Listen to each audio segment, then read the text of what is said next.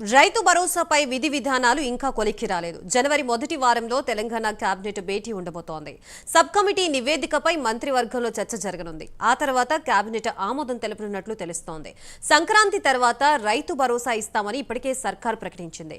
ఇవాళ భేటీ అయిన cabinet sub committee Rythu Bharosa విధి విధానాలు, జిల్లాల పర్యటనలో వచ్చిన అభిప్రాయాలు, రైతు భరోసా పరిమితిపై మంత్రులు చర్చించారు.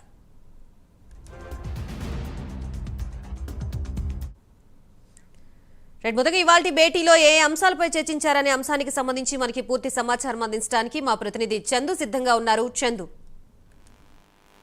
రైతు భరోసాపై సచివాలయంలో సబ్కమిటీ భేటీ అయింది. 2 గంటల పాటు ఈ సమావేశాన్ని నిర్వహించింది. అయితే రైతు భరోసాపై మాత్రం ఇంకా విధానాలపై మాత్రం తెలిసి రాలేదు. జనవరి మొదటి వారంలో కేబినెట్ సమావేశం కూడా ఉండబోతుంది. ఈ రోజు తీసుకుని వెళ్లాలని కూడా కేబినెట్ కి సిఫార్సు చేశారు. ముఖ్యంగా సంక్రాంతికి రైతు భరోసా విధంగా ఇప్పటికే ముఖ్యమంత్రి రేవంత్ రెడ్డి కూడా ప్రకటించిన నేపథ్యంలో ఈరోజు సమావేశానికి నిర్వహించారు. ముఖ్యంగా ఐటీ చెల్లించే వారికి రైతు భరోసా ఇవాళ వద్ద అనేటువంటి దాంతో కూడా కేబినెట్ సబ్కమిటీ చర్చించింది. అదేవిధంగా రైతు భరోసా పరిమితి పైన కూడా చర్చించింది. ముఖ్యంగా ప్రభుత్వం ధనం జరిగిన కూడా ఖాళీ చేసే రైతులకు రైతు భరోసా ఇవ్వాలని కూడా ప్రభుత్వం భావిస్తోంది. ఈ నేపథ్యంలో జిల్లాలకు ఇప్పటికే జిల్లాల్లో సబ్కమిటీ సమావేశాలు నిర్వహించింది.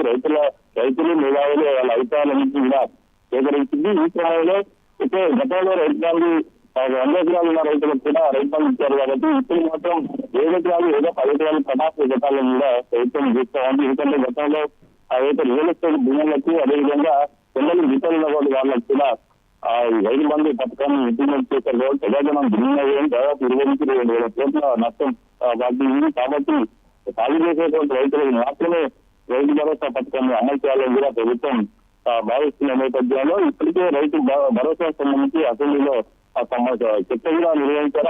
అన్ని పార్టీల అభిప్రాయాలు కూడా తీసుకున్నారు. ఈ క్రమంలోనే సంక్రాంతి నుంచి రైతు భరోసా ఇవ్వాలని కూడా ప్రభుత్వం అయితే నిర్ణయించినట్టుగా తెలుస్తున్న క్రమంలో మరో 2 సార్లు దీనిపై చర్చించిన తర్వాత పూర్తి స్థాయిలో ఆమోదం కూడా చేసేందుకు ప్రభుత్వం అయితే రెడీ అవుతుంది. ఈ క్రమంలోనే కొత్తగా సమావేశాలు అయితే నిర్వహిస్తోంది Gayatri. Right, thank you Chandu.